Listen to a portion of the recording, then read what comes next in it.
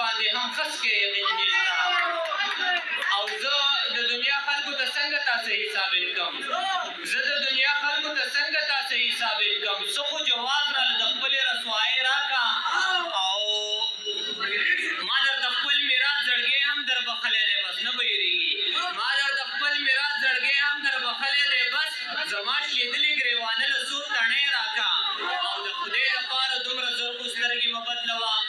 د خدای دپاره دومره زر خو سترګې مه بدلوه لږ خو احساس د خپلې مینې پخوانۍ راکړه